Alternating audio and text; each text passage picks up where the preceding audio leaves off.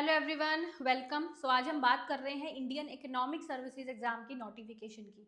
ठीक है जी। सो सारी नोटिफिकेशन हम डिटेल में पढ़ेंगे, देखते हैं इसका एलिजिबिलिटी वगैरह और एग्जाम पैटर्न, इससे रिलेटेड सभी चीज़ें। ठीक है जी। So Indian economic service and Indian statistical service examination 2026 का ये नोटिफिकेशन रिलीज हुआ है 11 फरवरी को। ठीक है जी। Last date for submission of application इसकी जो है 3 मार्च दे रखी है।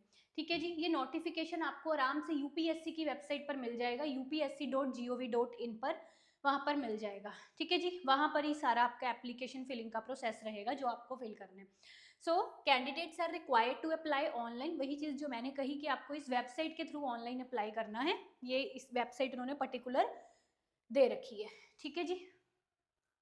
अब इसके बाद इसमें आता है, ये लास्ट डेट याद रख लो, 3 मार्च तक आप फिल कर सकते हैं। पहले पहले फिल कर दो, लास्ट डेज में फिर थोड़ा ट्रैफिक भी बढ़ जाता है तो साइट वगैरह में प्रॉब्लम आ सकती है। तो जितनी जल्दी हो सके जो भी इसके एस्पायरेंट्स हैं आईएएस के एग्ज़ाम के, वो फिल कर दो। तो मैं आपको एग्ज़ाम पैटर्न और जो भी चीज़ें, मतलब ये सारे आप नोटिस पढ़ सकते हो, जो इंपॉर्टेंट चीज़ें हैं एग्ज़ाम से रिलेटेड हम अभी सेशन में क्लास में उसकी बात करेंगे। तो देखिए इसमें वैकेंसीज कितनी निकली हैं ये देखते हैं। इंडियन इकोनॉमिक सर्विस में हर बार इतनी वैकेंसीज निकलती हैं, 10 15 20 है ना, इतनी ही निकलती हैं इसमें वैकेंसीज, बहुत कम वैकेंसीज निकलती हैं ऑल इंडिया में। 16 वैकेंसीज इसकी हैं। इंडियन स्टैटिस्टिकल सर्विसेज का थोड़ा एलिजिबिलिटी अलग है इकोनॉमिक्स वालों, जो मेरे स्टूडेंट्स हैं उनसे। ठीक है। इसमें बेसिकली स्टैट्स में चाहिए होता है आपका डिग्री वगैरह, वो भी मैं दिखा देती हूँ आपको। 28 वैकेंसीज निकली है इंडियन स्टैटिस्टिकल सर्विस की। ठीक है जी। इसमें भी रिजर्वेशन है। जैसे एक वैकेंसी इसमें 16 में आपकी पीडब्ल्यूबीडी के लिए जो है वो रिजर्व्ड है। तो और भी आगे हम देखेंगे तो और भी चीज़ें उन्होंने काफ़ी दे रखी है नीचे। ये देखिए, ये particular eligibility conditions, nationality, candidate must be either citizen of India, subject of Nepal और सब्जेक्ट ऑफ भूटान, ये चीज़ हो गई। एज लिमिट्स जो है इसमें, candidate must have attend the age of 21 years, यानी कि कम से कम आपकी उम्र जो है 21 साल होनी चाहिए और 30 साल से आप ज़्यादा नहीं होनी चाहिए। यानी कि आप करके देख लो 1 अगस्त 2026 तक जो आपकी एज है ना, वो must not have attend the age of 30 years, मतलब 30 साल से कम होनी चाहिए, मतलब। ठीक है। सो 30 साल आपकी उम्र नहीं होनी चाहिए इस डेट तक। ठीक है। 1 अगस्त 2026। आप ऐसा समझ लीजिए, इजी वर्ड्स में उन्होंने लिखा हुआ है कि आप 1996 2 अगस्त 1996 से पहले बोर्न नहीं होने चाहिए, या 1 अगस्त और 1 अगस्त 2005 के बाद बोर्न नहीं होने चाहिए। ठीक है। अब यहाँ पे ना इन्होंने अपर एज की रिलैक्सेशन भी दी हुई है, ध्यान से देखिए। अपर एज की रिलैक्सेशन उन्होंने दे रखी है, 5 साल की रिलैक्सेशन है। यानी कि जैसे इन्होंने लिखा हुआ था ना कि 30 साल का ऊपर दिया हुआ था, 5 साल की रिलैक्सेशन है अगर एक कैंडिडेट बिलोंग करता है शेड्यूल कास्ट या शेड्यूल ट्राइब से। 3 साल की रिलैक्सेशन है अगर वो कैंडिडेट ओबीसी से बिलोंग करता है। ठीक है। इसके अलावा मैक्सिमम ऑफ 3 ईयर्स की रिलैक्सेशन है डिफेंस सर्विसेज में है अगर, है ना, तो ये एक्स सर्विसमैन की आ गई। Person with bench mark disabilities जो है उनको 10 साल का यहाँ पे रिलैक्सेशन दिया गया है, ये चीज़।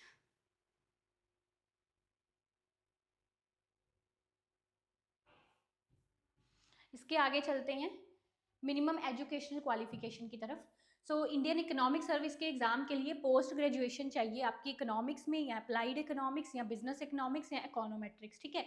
इसमें आपका पोस्ट ग्रेजुएशन डिग्री चाहिए। इसके अलावा जो इंडियन स्टैटिस्टिकल सर्विसेज है, इसमें आपकी बैचलर डिग्री स्टैटिस्टिक्स में चाहिए। स्टैटिस्टिक्स आपको बहुत अच्छे से आना चाहिए। इसमें बेसिकली इसमें मेन सब्जेक्ट ही आपका, जैसे इसमें इकोनॉमिक्स है, इसमें स्टैटिस्टिक्स है। सो बैचलर डिग्री जो है स्टैटिस्टिक्स में, या मैथमेटिकल स्टैटिस्टिक्स में, या अप्लाइड स्टैटिस्टिक्स में यहाँ पे आपकी होनी चाहिए। ठीक है, as one of the subjects, या फिर मास्टर डिग्री स्टैटिस्टिक्स, वही चीज़, मास्टर डिग्री इन सब्जेक्ट्स में होनी चाहिए। ठीक है जी। आगे इसका फीस देख लेते हैं। तो ये ध्यान से देखिए, candidates except female SC/ST persons with benchmark disability candidates who are exempted from payment of fee are required to pay fees of ₹200। Basically इस एग्जाम को फिल करने की 200 रुपया फीस है। पर यहाँ पे ध्यान से देखो उन्होंने क्या, एक्सेप्ट फीमेल, यानी कि सारी फीमेल कैंडिडेट्स SC/ST और फीमेल कैंडिडेट्स चाहे वो जर्नल की भी हैं, इरिस्पेक्टिव ऑफ द कैटेगरी, सबको फी एग्जम्पशन है यहाँ पर। ठीक है। सबको फी एग्जम्पशन है, ऑल फीमेल कैंडिडेट, सभी फीमेल्स को। ठीक है। यानी कि यहाँ पे जर्नल वाले जो मेल्स हैं, है ना, या अपने ओबीसी वाले जो मेल्स हैं, उनके लिए ये आपकी फीस हो गई। ठीक है। So all female candidates and candidates belonging to scheduled caste, scheduled tribes and persons with benchmark disability are not required to pay any fees.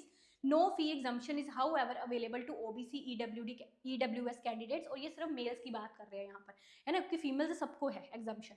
So and they are required to pay the full prescribed fees. ये चीज़ तो यहाँ पे मतलब females को उन्होंने थोड़ी वो चीज़ दी है ना, प्रवोक करने के लिए इस चीज़ को कि फीमेल्स गवर्नमेंट एग्जाम्स की तैयारी करें और इसमें आए. सो लास्ट डेट बता दी मैंने आपको 3 मार्च. अब ये स्कीम ऑफ एग्जामिनेशन देख लेते हैं. जैसे इंडियन इकोनॉमिक सर्विसेज का सेक्शन 1, यानी कि ये मैं बता दूं आपका ये जो एग्जाम है ना 3 दिन चलता है और एक दिन में आपके 2 पेपर्स होते हैं. हर एक पेपर आपका 3-3 घंटे का होता है. डिस्क्रिप्टिव पेपर होता है, आपको लिखना है इसमें, बस लिखते जाना. एक दिन के 6 घंटे आपको लिखते जाना होता है. ठीक है. Written examination carrying a maximum of 1000 marks in the subjects as shown below. दूसरे पार्ट में आपका जो इंटरव्यू है, जो वाइवा वॉइस है, वो होगा. ठीक है जी. तो ये देखिए आपके जो इसमें सब्जेक्ट्स हैं, जर्नल इंग्लिश, जर्नल स्टडीज. पहले दिन आपके ये 2 पेपर होते हैं. ठीक है. 100 नंबर के हैं सिर्फ आपके. जो जर्नल इकोनॉमिक्स 1, जर्नल इकोनॉमिक्स 2, दूसरे दिन ये 2 पेपर होते हैं. 3-3 घंटे का बीच में थोड़ा गैप मिलता है. ठीक है. ये 200-200 नंबर के हैं. Journal economics 3 and Indian economics. तीसरे दिन ये 2 पेपर होते हैं. ये भी 200 मतलब इकोनॉमिक्स वाले पेपर आपके 200 मार्क्स के हैं, जर्नल पेपर आपके 100 मार्क्स के हैं. ठीक है जी. इस तरह का इसमें रहता है. और ये जैसे मैंने कहा कि रिटन होते हैं. The papers on general English and general studies common to both. वो IES एंड ISS में दोनों में कॉमन रहेंगे, है ना. सब्जेक्टिव टाइप और इंडियन इकोनॉमिक सर्विस में सारे पेपर जो है वो आपके सब्जेक्टिव टाइप ही रहते हैं. ठीक है. अब ये देखिए, तो इसका मीडियम जो है, स्टूडेंट्स का कंफ्यूजन रहता है कि भाई मैम हिंदी मीडियम से क्या एग्जाम दे सकते, भी नहीं दे सकते हिंदी मीडियम में ये एग्जाम. मैंने आपको पहले ये चीज़ समझाई हुई है कि जो भी मेरे स्टूडेंट्स हमेशा हिंदी मीडियम की बात करते हैं, तो अगर आप हायर लेवल में थोड़ा जाना चाहते हैं, हायर लेवल एकेडमिक्स में जाना चाहते हैं, है ना, अपना इंटरनेशनल रिसर्च पेपर पब्लिश करना उस लेवल तक, तो थोड़ा आपको इंग्लिश में इकोनॉमिक्स को समझना पड़ेगा. तो इस तरह के एग्जाम्स के लिए हिंदी मीडियम वाले स्टूडेंट्स नहीं अप्लाई कर सकते होते. आई नो UPSC IES के लिए कर सकते हैं, पर इस एग्जाम के लिए नहीं, बिकॉज इकोनॉमिक्स जो है उसको इंग्लिश में इन्होंने कहा है लिखने को. All question papers must be answered in English. Question papers will be set in English only. Okay. अब आगे बात आ गई आपकी सिलेबस की. जैसे मैंने कहा जर्नल इंग्लिश, जर्नल स्टडीज, ये जर्नल पेपर्स होते हैं, दोनों में कॉमन होते हैं. और इसमें क्या है कि जो जर्नल इंग्लिश है इसमें आपको ऐसे लिख कर आना होता है इंग्लिश में. Other questions will be designed, मतलब आपकी बेसिक इंग्लिश की जो अंडरस्टैंडिंग है उसको डिजाइन करने के लिए उन्होंने क्वेश्चंस बनाए होते हैं. वर्कमैन लाइक मतलब इंग्लिश के वर्ड्स जो है ना, उनसे रिलेटेड क्वेश्चंस आते हैं. हम इसके प्रीवियस ईयर क्वेश्चंस भी करवाएंगे आपको, जो भी हमारा कोर्स है उसमें. ठीक है. Passages will usually be set for summary और प्रेसेज लाइक, इस तरह की चीज़ें आती हैं, मतलब कॉमन चीज़ें. अगर बेसिक अंडरस्टैंडिंग आपको इंग्लिश की है तो इस इंग्लिश वाले पेपर के लिए कुछ खास ऐसा नहीं है कि आपको बहुत खास प्रिपरेशन करनी पड़ेगी. ठीक है. जर्नल स्टडीज़ में अब क्या है, general knowledge including knowledge of current events, such matters, everyday observation. इसके लिए आप अच्छा कोई भी जर्नल स्टडीज़ का मटेरियल जो है उसको पढ़ लेंगे तो आपका जर्नल स्टडी, क्योंकि इसमें ना उस लेवल की जर्नल स्टडीज़ नहीं आती. जैसे आपका UPSC IES के एग्जाम होते हैं वो ज़्यादा जर्नल स्टडीज़ पर फोकस होते हैं, इतना ज़्यादा हार्ड जर्नल स्टडीज़ नहीं है. ये जर्नल बेसिक पेपर्स होते हैं. इसमें मेन स्ट्रेस जो है, मेन फोकस जो है वो इकोनॉमिक्स पर करना होता है हमको. ठीक है जी. तो वो चीज़ उसने लिखी है कि आपके एवरीडे ऑब्जर्वेशन के जो मैटर्स हैं, करंट अफेयर्स है, उनके बारे में क्वेश्चन पूछे जाते हैं. ठीक है. जो कि कहते हैं हर एक एजुकेटेड पर्सन से एक्सपेक्ट किए जा सकते हैं कि जो उसको पता ही होगा, मतलब इस तरह की चीज़ें पूछी जाती हैं. आपका एक्सपीरियंस साइंटिफिक एस्पेक्ट्स में, experience in their scientific aspects as may be expected of an educated person who has not made a special study of any scientific subject. बात समझ गए ना जो मैं आपको बोल रही थी. So the paper will also include questions on Indian polity including the political system, constitution of India, history of India, geography of a nature which a candidate should be able to answer without special study. यानी कि कुछ ऐसा खास बहुत ज़्यादा study के बिना भी उसका आंसर एक एजुकेटेड पर्सन कर ले, मतलब इस तरह का ये बेसिक सा एक पेपर डिज़ाइन होता है आपका. ठीक है जी. Journal economics 1. अब ये आ गए आपके जर्नल इकोनॉमिक्स के पेपर. इसमें अब हाई लेवल की इकोनॉमिक्स रहती है. ठीक है. अब आप लोग कहोगे कि भाई ये सब चीज़ें UGC नेट के सिलेबस में भी होती है, DPR के सिलेबस में भी होती हैं. ठीक है. पर अलग हैं चीज़ें. देखिए UGC नेट का तो लेवल इससे काफ़ी कम रहता है. IES के, हाँ, जो दिसंबर 2023 में UGC नेट का एग्जाम आया था उसको हम कंपेयर कर रहे थे कि भाई UPSC लेवल का एग्जाम पूछ लिया उन्होंने. ठीक है. बट द थिंग इज सबसे बड़ी अनकॉमन चीज़ जो है, आपका नेट का एग्जाम ऑब्जेक्टिव होता है, ये एग्जाम कम्प्लीटली सब्जेक्टिव होता है. टिपिकल क्वेश्चंस पूछे जाते हैं, मैथमेटिकल एस्पेक्ट से क्वेश्चंस आते हैं आपके जनरल इकोनॉमिक्स 1 वाले पेपर में, ठीक है। तो इकोनॉमिक्स को मैथमेटिकल एस्पेक्ट में समझना इसमें बहुत ज़रूरी होता है, जैसे कि दिल्ली यूनिवर्सिटी वगैरह जो है, JNU है, इसमें इकोनॉमिक्स को थोड़ा मैथमेटिकल एस्पेक्ट के अकॉर्डिंगली पढ़ाया जाता है, तो उस लेवल की इकोनॉमिक्स जो है यहाँ पे आनी एक ज़रूरी है आपको। तो ये देखिए, ये माइक्रो इकोनॉमिक्स आपकी होगी। अब ये माइक्रो इकोनॉमिक्स देखने में आपको सिंपल लग रही है ना कि भाई ठीक है, नॉर्मल है, ज़्यादातर सभी स्टेट लेवल के या नेट के एग्जाम्स में यही सिलेबस होता है, पर इसका जब आप प्रीवियस ईयर देखोगे तो यू विल रियलाइज कि इससे वो काफ़ी मोल्ड करके इंटरेक्टली या मैथमेटिकल एस्पेक्ट में चीज़ें पूछते हैं, ठीक है, एनालिटिकल थिंग्स पूछते हैं। ये क्वांटिटेटिव मेथड्स क्या हो गया आपका, ये मैथमेटिकल, स्टैटिस्टिक्स, इकोनोमेट्रिक्स, ये इसका आपका है। और ये सबसे, जो मैं अगर स्टूडेंट्स की रिव्यूज़ की बात करूँ तो सबसे डिफिकल्ट पेपर ही स्टूडेंट्स को इसका जनरल इकोनॉमिक्स 1 का पेपर रहता है, ठीक है। बाकी सभी पेपर्स के कंपैरेटिवली ये पेपर स्टूडेंट्स की रिव्यूज़ के अकॉर्डिंग सबसे ज़्यादा डिफिकल्ट होता है, ठीक है। इसके क्वेश्चन पेपर जब हम सॉल्व करेंगे you will realise that thing. So ये जनरल इकोनॉमिक्स 2 का पेपर हो गया। मतलब आप 1 में देखोगे ना तो उन्होंने स्टैट्स को, मैथमेटिक्स को, इकोनोमेट्रिक्स को, माइक्रो इकोनॉमिक्स को, इन 3-4 सब्जेक्ट्स को इसमें कंबाइन किया हुआ है, ठीक है। जनरल इकोनॉमिक्स 2 की बात करें तो इसमें उन्होंने मैक्रो इकोनॉमिक्स दे रखा है, ये सारा macro economics, money banking, growth development, international economics, इसको कंबाइन किया हुआ है।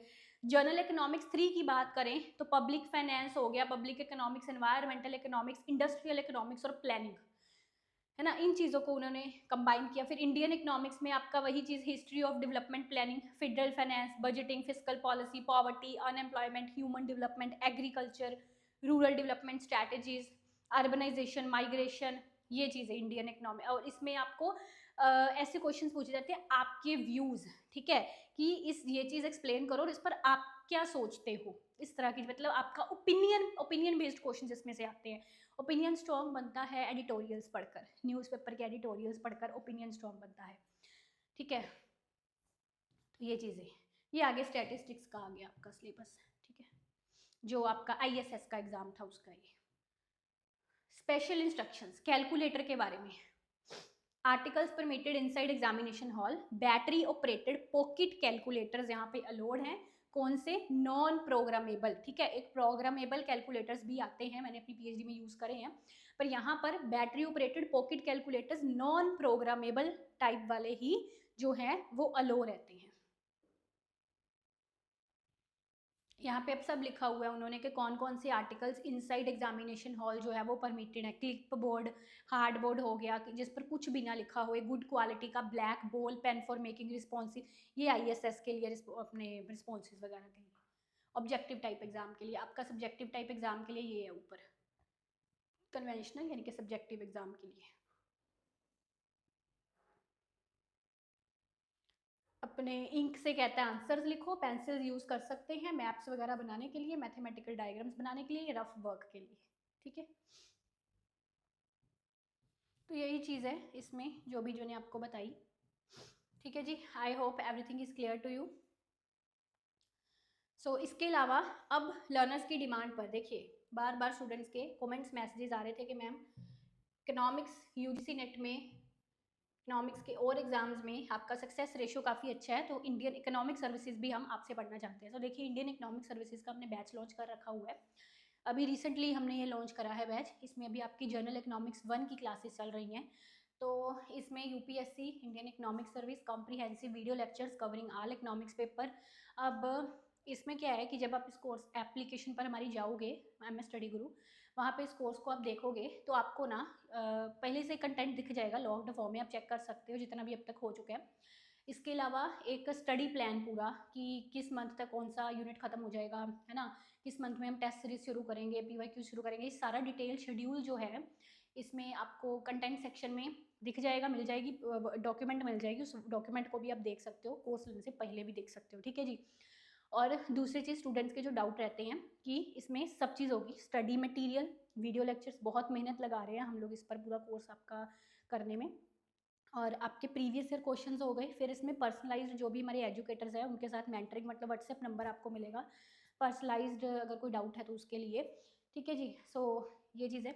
और इसमें बेसिकली जो लेक्चर्स है वो हम इकोनॉमिक्स पेपर्स के लिए करेंगे। जर्नल पेपर्स हैं एकदम बेसिक पेपर्स, जो जैसे मैंने बताया कि इनका ये है कि इनमें कुछ स्पेसिफिक स्टडी की ज़रूरत नहीं होती। एक बेसिक जो आपको टारगेटेड कंटेंट मिल जाए तो उससे आपका इसका अच्छा प्रिपरेशन हो जाएगा। तो उसके लिए भी हम आपको PDF जो भी कंटेंट्स है जर्नल पेपर्स के लिए वो प्रोवाइड करेंगे। टेस्ट सीरीज़ की वैल्यूएशन भी होगी, यानी कि चेकिंग भी होगी इसमें आपकी एक्सपर्ट फैकल्टीज़ के द्वारा। ठीक है। So subject wise full length मुझको तो आप जानते ही हैं, बाकी इसमें जो अदर फैकल्टीज़ हैं हमारी वो भी आपके असिस्टेंट प्रोफेसर्स जो हैं कॉलेजेस यूनिवर्सिटीज़ में, वही हैं जो इसमें आपको पढ़ाएंगे। ठीक है जी। तो यही चीज़ें थी जो आज आपके साथ डिस्कस करनी थी। आई होप आपको अच्छा लगा होगा ये सेशन, और मुझे कमेंट्स में बताइएगा कि इंडियन इकोनॉमिक सर्विसेज के एग्ज़ाम के लिए कौन कौन तैयारी कर रहा है, कौन कौन इस बार इस एग्ज़ाम को फिल कर रहा है। ठीक है। तो best of luck, thank you.